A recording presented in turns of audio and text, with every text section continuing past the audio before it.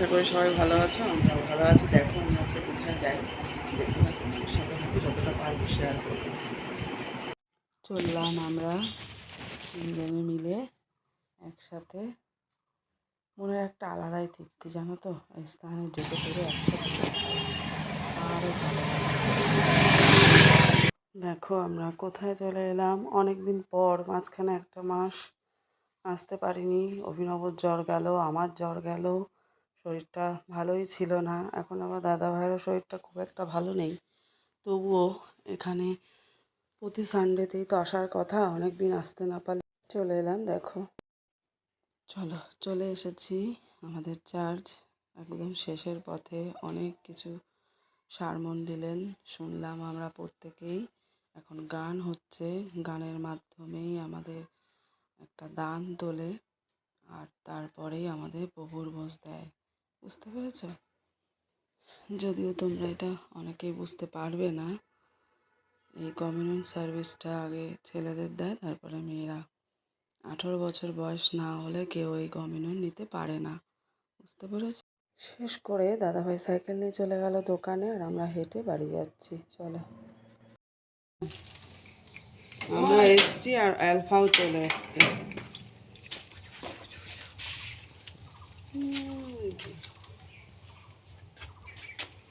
জলদি খোলো। হ্যাঁ, খুলেছি।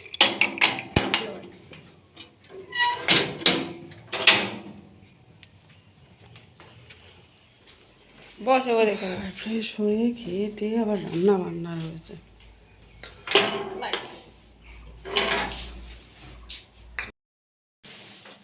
আর চার্চে যাওয়া মানেই সকালের টিফিনটা কেনা খেতে হয়।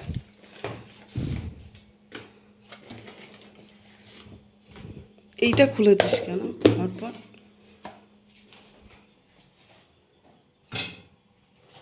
চলো আমরা খেয়ে নিই আগে। অনেকটা কাজ করে দিচ্ছে, মেয়েরাও কাজ অনেকটা করে দেয় আমার ছেলে। যাই হোক, আজকে সব কিছুই দেরি হয়ে যাবে। খেয়ে টেরি দেরি হোক, অসুবিধা নেই। আগে খেয়ে পেট পুজো হোক, তারপর সব চামচ নিয়ে আয় না, তাহলেই হবে। দুজনে একটা বাটি থেকে খেয়ে নিই। নারকলটা ফাটিয়ে নিলাম, এবার নারকলটা কুড়িয়ে নেব। কি করব তোমরা দেখো, নারকল মানে তো খুব টেস্টি, আর নারকল দিয়ে কিছু তৈরি করলে আরও টেস্টি হয়, তাই না? নারকল কুড়িয়ে এটাকে গরম জলে ভিজিয়ে রাখবো। বেশি গরম জল দেবো না, বা জলের পরিমাণটাও বেশি দেবো না, অল্প করে দেব। ঠিক আছে? কী করবো বলো তো, মালাইকারি করবো আজকে। ভাবছি অনেক দিন ধরে খাওয়া হয় না, আর ছুটি পড়া মানেই নিত্য নতুন খাবার একটু খাবো মাঝে সাঝে। গরম তো বুঝে শুনে খেতে হবে, এই আর কি। আর অভিনব খেতে খুব ভালোবাসে, ওই জন্যই আর কি। আর ফ্রিজে মাছও রয়েছে, এই যে মাছটাও এবার দিকে ধুয়ে পরিষ্কার করে ভেজে রেখে দেবো। ওবেলা যদি খাবে অভিনব। প্লাস্টিকটা শুধু এই মাথাটাই শুধু আটকে রেখে হবে, মাথাটা পরিষ্কার থাকবে। নেক্সট টাইম বেলা আমি নোংরা পাবো না। সবই প্রায় হয়ে গেছে, এবার আমার শুধু ঘরটা মোছা বাকি। ঘরটা মুছে বাথরুম পরিষ্কার করে তারপর আমি স্নানে চলে যাব। জামা কাপড় কিছু ভেজানো রয়েছে, ওগুলো তো আমাকেই কাচতে হবে। দাদাভাই কোনো হেল্প করতে পারবে না, কারণ দাদাভাইয়ের শরীরটাই ভালো না, ঠান্ডা লেগেছে ভীষণ। হবেই তো, ঘরে সবার, মানে আমার আর ছেলের হয়ে গেছে, এখন তার তো হবেই। 12:40 বাজে, বিশেষ কিছু বাজেনি। চার্চ থেকে এসে এমন কোনো দেরি হয়নি আমার। 2 রকম পদে রান্না হয়ে গেল, ভাত হয়ে গেল, আবার ফ্রিজে তো গতকালকের কিছু রয়েই গেছে। কোনো অসুবিধাই হবে না। অভিনব আবার ড্রয়িং ক্লাসে যাবে একটায়, ড্রয়িং ক্লাস করে আসবে, তারপর আমরা একসাথে সবাই খাবো আর কি। চলো, অভিনব ফিরে এসেছে, হাত মুখ ধুতে গেছে, এবার আমরা যাচ্ছি খেতে। চলো খেতে বসে পড়লাম। এটা করেছি আজকে নারকেলের দুধ দিয়ে মালাইকারি, চিংড়ি ছিল অল্প, তাই দিয়ে। অভিনবর ভীষণ ফেভারিট, আমারও খুব ভালো লাগে। এটা রয়েছে আগের দিনের লতি, ডাল, আর সেই খোসা বাটা। চলো খেয়ে নিই। অনেক টাইম পর আবার বিকেল 5টা বাজে ঘড়ির কাঁটায় চা খেতে বসেছি। একটু শুয়েছিলাম, দাদাভাই চা খেয়েই বেরিয়ে যাবে। এই অভিনব কী করছে, বাবার ফোন নিয়ে একটু গেম খেলে নিচ্ছে ফাঁকে, বুঝেছো? যা হয় আর কি। বাইরে দেখো বেশ মেঘলা মেঘলা অবস্থা, এখন জানি না আজকে বৃষ্টি হবে কি না। চলো সাথে থাকো। আজকে তো হ্যাপি মাদার্স ডে সবাইকেই জানাই। সব মায়েদের, মায়েদের বিশেষ কোনো দিন হয় না যতটুকু আমি বুঝি আমার মানে বুদ্ধি দিয়ে বিচার বিবেচনায়। মাদার্স ডে সারা বছর সারা জীবনই মাদার্স ডে আমাদের কাছে স্পেশাল, তাই না? তাই একটু আদর আদর করছিল। দে হ্যান্ডশেক, দে দে হ্যান্ডশেক কর।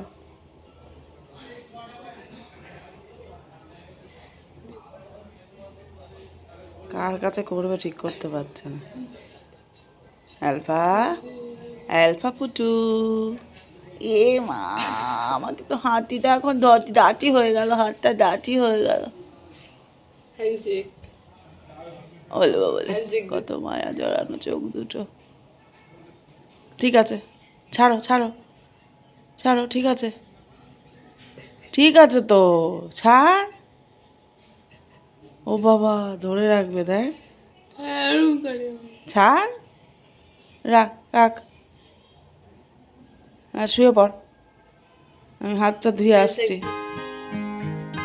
আমাকে দে, আমাকে দে হ্যান্ডশেক দে। ছাড়ো, যা দে, আমাকে দে। আরে বাবালে, কি হয়েছে, কি হয়েছে, এত দুঃখ কেন, কষ্ট কেন? হ্যাঁ, ওরে বাবারে, ও ব্যথা পাবে। এটা ভাবে না। বসে থাক।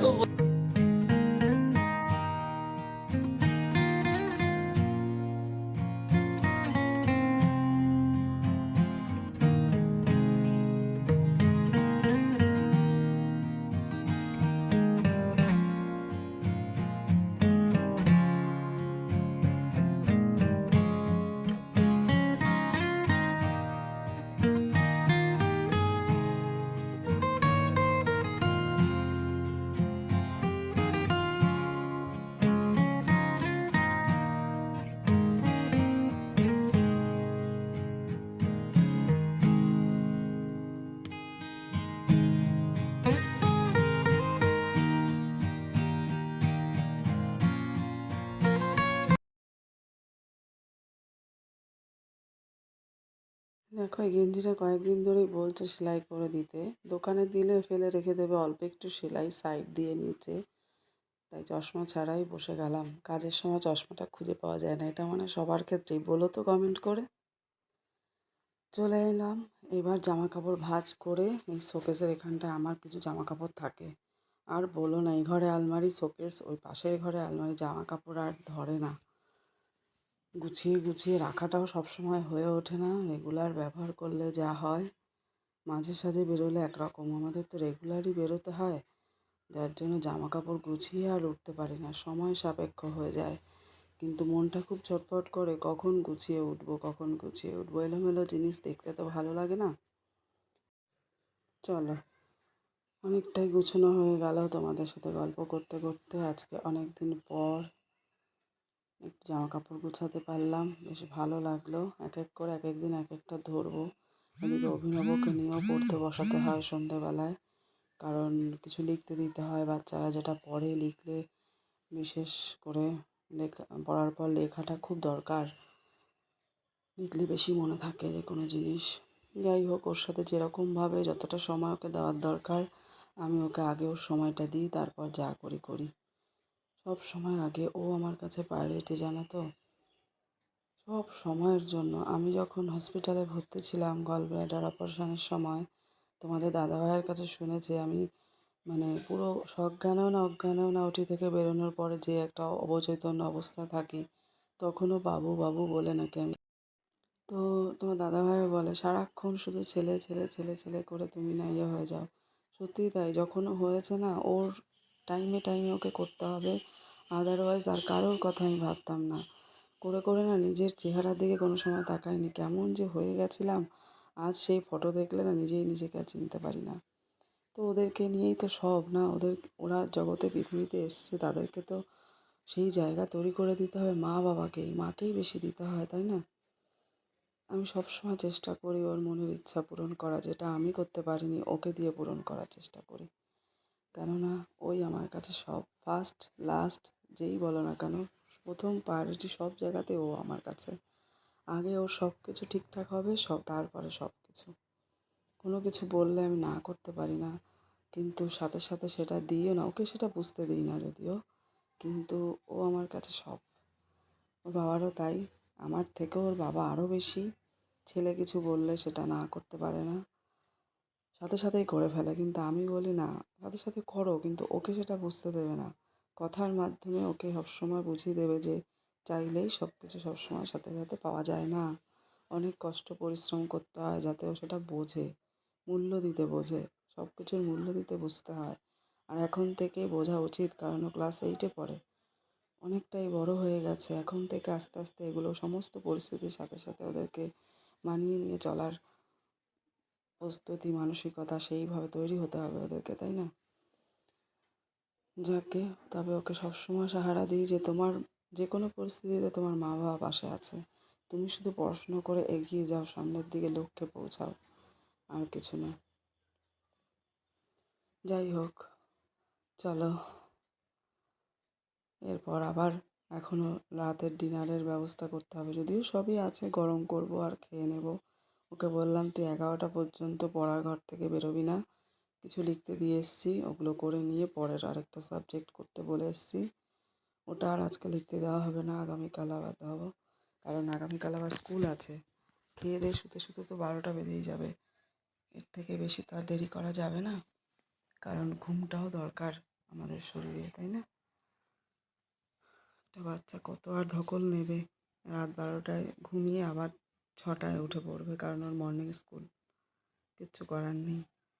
যার জন্য ওকে সব দিক দিয়ে, আর ওই তো হালকিপাতি চেহারা, তোমরা তো দেখতেই পাও, খাওয়া দাওয়া নিয়ে ভীষণ নাঠাজামটা করে, যার জন্য ও যেটা খেতে চায় ভাবে কি ওটাই বেশি করে খাক, পেটটা ভরুক, ও যেটা ভালোবাসে সেটাই খাক, এইভাবেই খাওয়া আর কি। পছন্দসই খাবার দিলে খুব তাড়াতাড়ি কাজে তাও নয়, তবুও চেষ্টা করে যাই, বকে ঝোঁকে দিতে হয় কখনো খাওয়া, টিফিন দিলে ওর মন মতো টিফিন দিতে হয়, যেগুলো খেতে পছন্দ করে, এটাই তো আমরা করে থাকি ওদের মন মতো পছন্দ মতো, কিন্তু শরীরে যেটা ক্ষতিকারক সেটা তো সবসময় দেওয়া যায় না। তেলে ভাজাভুজি খেতে সবসময় যে ভালোবাসে তাও না, বেশি তেল মশলা দিলে ও রেগে যায়, কিন্তু বাবা পছন্দ করে, এই আর কি অ্যাডজাস্ট করে নিয়ে সব কিছু করতে হয়। জামা কাপড়গুলো এক এক করে ভাঁজ করা হয়ে গেল তোমাদের সাথে গল্প করতে করতে। এই ভাঁজগুলো না আগে আমার শাশুড়ি মা করে দিতেন, আমার করতেই হতো না। এই গ্রীষ্ম রোদে জামা কাপড় বেশিক্ষণ বাইরেও থাকতে দিত না, সব নিজে নিয়ে আসবে, ঠান্ডা হবে, যেটুকু অল্প ভেজা সেগুলো শুকাবে, সেগুলো নিজেই আবার ভাঁজ করে রেখে দিত একদম পরিপাটি করে। আমার ভাঁজগুলো তো হয়ই না, ওনার পছন্দই হতো না আমার ভাঁজ, 3-4বার খুলে খুলে ভাঁজ করবে যতক্ষণ না মন মতো হবে, জানো তো। যাকগে, অনেক দিন পর আজকে চার্চে গেলাম, মনটা খুব ভালো লাগছে সবারই। দাদাভাইও আগের দিন রাতেই বলেছিল যে আজ আগামীকাল সকালে চার্চে যাব, সেকেন্ড সানডে কমিউনিয়ন সার্ভিস। তোমরা যদিও সেটা বুঝবে না, যদি সম্ভব হয় কোনো দিন দেখাবো, কিন্তু আমরা যাকে বিশ্বাস করি, ভালোবাসি, মেনে চলি, তার দ্বারে আমাদের প্রত্যেকেরই যাওয়া উচিত, বলো? তোমরাও তো নিশ্চয়ই মন্দিরে যাও, পুজো আশ্রা করো, আমরাও তেমনি, সপ্তাহে প্রত্যেক রবিবার করে যাওয়া উচিত, কিন্তু আমরা আমাদের মেয়েদের বিভিন্ন সমস্যা, শারীরিক কারণেই হোক বা পরিস্থিতি বা যে কোনো কারণেই হোক না কেন, সুবিধা অসুবিধা সবসময় যেয়ে উঠতে পারি না, কিন্তু আমাদেরও সানডে করে চার্চে যেতে হয়, শাস্ত্র নিয়ে অনেক আলোচনা হয়, আমাদেরও পুরোহিত আছেন, তিনি এসব বিষয়ে আলোচনা করেন। প্রত্যেক সানডে করেই হয়, তবে প্রত্যেক সানডেই পুরোহিত আসেন না, অন্যান্য চার্চ মেম্বারদেরও দায়িত্ব দেওয়া থাকে, শিডিউল করা থাকে কোন দিন কে নেবে চার্চ। সবই আমাদের বাইবেল শাস্ত্র নিয়েই সমস্ত কিছু আলোচনা হয়, ভালো লাগে শুনতে। ভালো ভালো অনেক কাহিনী আছে, অনেক ঘটনা আছে যেগুলো আমরা এখনও অজানা। চলো, আজকের ব্লগটা এখানেই শেষ করছি। যদি ভালো লেগে থাকে বা আমায় যদি ভালোবেসে থাকো, অবশ্যই লাইক শেয়ার কমেন্ট করো। ভালো থেকো, সুস্থ থেকো, দেখা হচ্ছে নতুন একটা ভিডিওতে। টাটা সবাই, আবার দেখা হবে, ভালো থেকো।